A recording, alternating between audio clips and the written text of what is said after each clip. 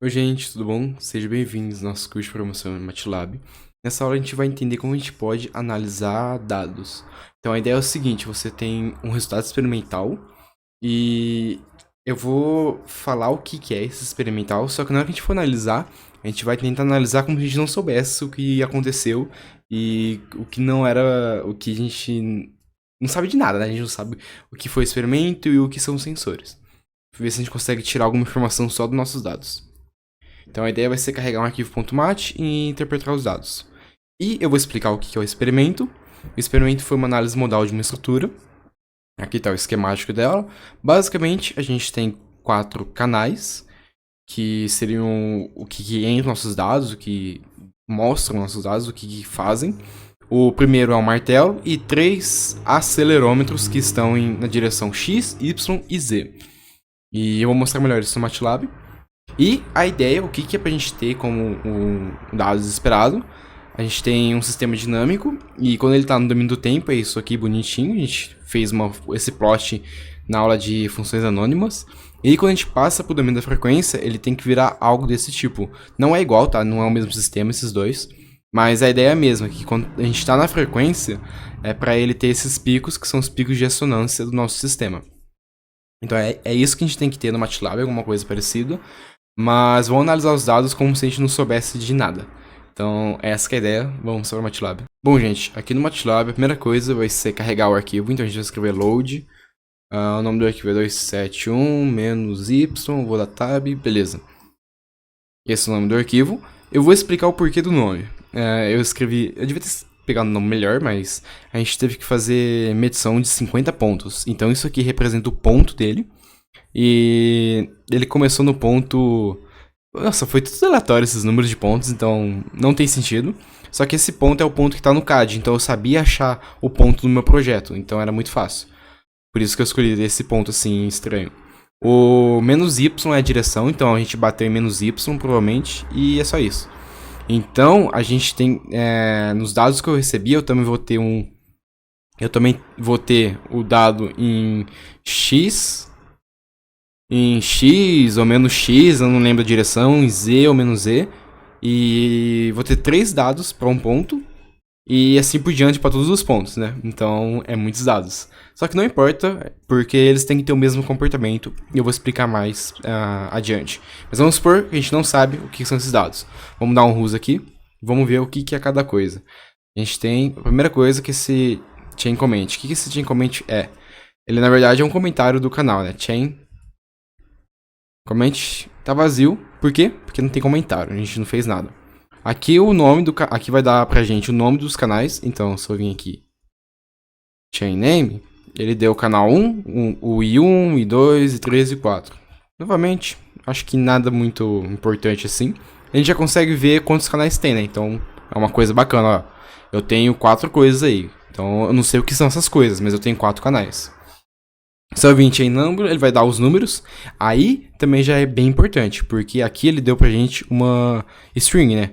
Então aqui já é um número que o MATLAB vai trabalhar. Então se a gente olhar aqui, ó, do lado, a gente tem H1, 2, H1, 3 e H1, 4. Isso aqui representa o canal 2, o 3 e o 4. Então representa esses números, 2, 3 e 4.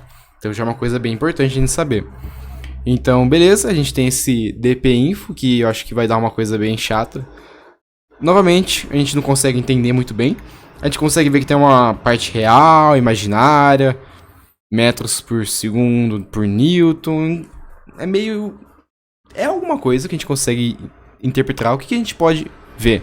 A gente pode ver o seguinte, que esse sinal aqui, ele dá pra gente alguma coisa que vai ser o número real pelo número imaginário e em metros por segundo ao quadrado por newtons. E, aqui eu já enganei, né, que é metros por segundo ao quadrado, mas não dá pra saber. Mas provavelmente você deve achar que deve ser metros por segundo ao quadrado, porque tá bugado o caractere. Mas, então já é uma informação que a gente tem dos nossos dados. Então, beleza, vamos voltar aqui. Aqui são nossos canais, os dados que a gente tem. Então, pode ver que isso aqui é os dados que a gente vai trabalhar. São números complexos. Eu vou analisar eles daqui a pouco. Vamos continuar descendo. Serial NO vai dar o serial number do nosso sistema, dos nossos sensores. E isso aqui é inútil. Então vamos para unidade. Opa, a gente já consegue entender alguma coisa. Então a gente consegue perceber que o primeiro canal, o primeiro dado que está aqui no canal 1, ele representa uma coisa em Newton. Então vamos voltar para o nosso experimento. É um martelo. É o input da força. É o que excita o nosso sistema. Então beleza, Newton, show de bola. E os outros dois aqui, tá bugado, mas dá pra saber que é metros por segundo ao quadrado. Se fosse outra unidade, sei lá, metros por segundo a terceira, fudeu. Ou até mesmo velocidade, né? Podia ser metros por segundo e bugou o caractere. Mas nesse caso, é acelerômetros, né? No caso, que é uma coisa que a gente trabalha. E como que a gente pode realmente confirmar isso? É se a gente escrever a sensibilidade. A sensibilidade vai dizer pra gente aonde o nosso sensor trabalha, né? Então, tipo, a sensibilidade dele. E geralmente, acelerômetros têm a sensibilidade de 10G. E a gente pode conferir aqui, ó. Geralmente o que eu digo é acelerômetro normal, né? O que você compra, o mais simplão, o que todo mundo usa, tem 10G de sensibilidade. E é isso que tá retornando pra gente, né? Ó. Aqui, ó. 10G, né? G 9.8, vai. Então aqui vai ter 10G, aqui tem 10G, aqui também tem 10G. Cada um tem a sua sensibilidade diferente, né? Porque tem o erro deles, né? O erro de fabricação, o uso também vai desgastando ao tempo. A gente pode, sem querer, estragar essa sensibilidade, mas tá aí a ideia. E 10 newtons, então essa aqui seria a força nossa. Então com isso a gente já consegue entender mais ou menos o que são nossos dados e o que eram os sensores que a gente tinha. Então é uma coisa muito importante. E a gente pode agora voltar para o experimento explicando o que era, e faz sentido, né? A gente tem 3 acelerômetros, um martelo. O martelo a gente não podia bater muito forte. Então beleza, tudo coerente. Agora a gente vai olhar nossos dados. Então H1 sobre 2. Se eu olhar aqui, nossa, um monte de números complexos. Primeira coisa que é boa a gente fazer, aqui no caso dá pra ver, mas se fosse uma matriz muito grande não dá. Então vamos olhar o tamanho dos dados. Então size, a gente pode ver então que ele tem dimensão 2 e 801. Então 801 linhas por 2 colunas. Beleza. Então se a gente voltar, né? Mas se a gente voltar no dpinfo, dpinfo já fala pra gente mais ou menos o que a gente tem. A gente tem, ó, parte real, imaginária, e a gente tem isso aqui. Isso aqui que a gente meio que não entendeu ainda. Mas vamos dar um plot nos nossos dados, né? Vamos ver se a gente consegue tirar alguma informação só de plotar. Olha, 0. Não dá pra entender nada do que tá acontecendo. Tá totalmente bizarro isso aqui. Mas uma coisa que a gente pode olhar aqui embaixo é que, ó, ele plotou de 0 a 400. Então essa linha, existe uma linha azul que vai de 0 a 400. Então já dá pra gente entender uma coisa. E se a gente olhar o que era para ser esperado, é para ser esperado uma amplitude, que é isso aqui, pela frequência. E a frequência nossa seria essa linha azul, que tem de 0 em 400. Então, beleza, é algo esperado e no experimento foi isso. A gente fez uma frequência de 0 a 400. Então, eu vou mudar um pouco esse plot. Eu vou pegar os valores reais do minha primeira coluna, porque se a gente olhar os dados aqui, deixa eu colocar os dados de volta, a gente consegue ver que a nossa primeira coluna, ela não tem número complexo. Ela só tem números reais. Então isso aqui parece ser as frequências. E como o MATLAB plotou, apareceu lá uma reta, eu acho que pode ser isso. Então vamos ver. Eu vou plotar H1 de 2. E como eu quero a primeira coluna, vai ser isso aqui. E o outro, eu vou pegar a nossa segunda coluna, que provavelmente deve ser as amplitudes. Então vai ser H1, 2. Isso aqui. E vamos ver. E, olha, sensacional, gente. A gente já tem aqui nossos dados. O MATLAB ignorou os números complexos, mas não importa, a gente não precisa disso. Pelo menos eu não precisava, nesse caso. E essa que é a ideia daqui. E a gente pode plotar o valor absoluto. E eu vou fazer agora uma coisa para mostrar para vocês, que eu vou plotar vários gráficos um em cima do outro e vou pôr umas legendas. Então eu vou pausar o vídeo, mas é fácil de entender o código e vocês conseguem fazer. Então beleza, gente, aqui ó, eu só coloquei o gráfico. Tá aqui, o que quer dizer a amplitude, é G por Newton, que foi o que o nosso dpinfo mostrou pra gente. Se a gente vir aqui, dpinfo, ele mostrou exatamente isso, G, que é a aceleração por Newton. Então, é isso que tem aqui nessa parte. Então, beleza. E agora que eu vou fazer o seguinte. A ideia do experimento é a gente ter os 3 acelerômetros em diferentes posições da estrutura. E conforme a gente bate mais perto de um acelerômetro, ele vai ter uma resposta diferente.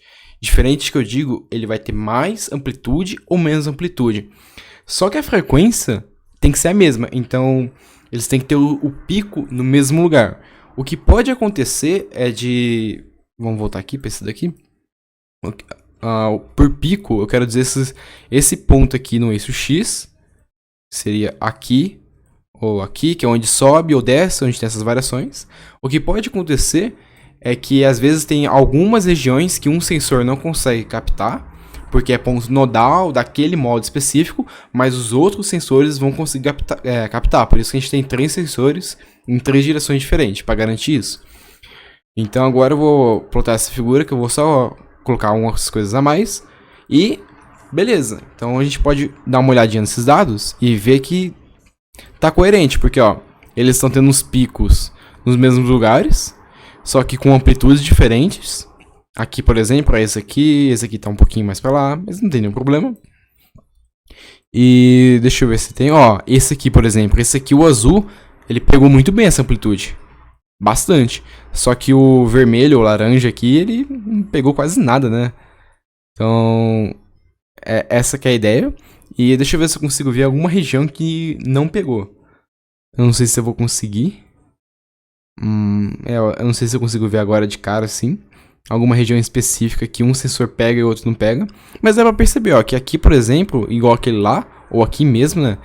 Ele, ó, 0,2. Enquanto que o nosso outro pegou 4. Então, uma diferença de 20 vezes. Então, era essa que é a ideia do experimento.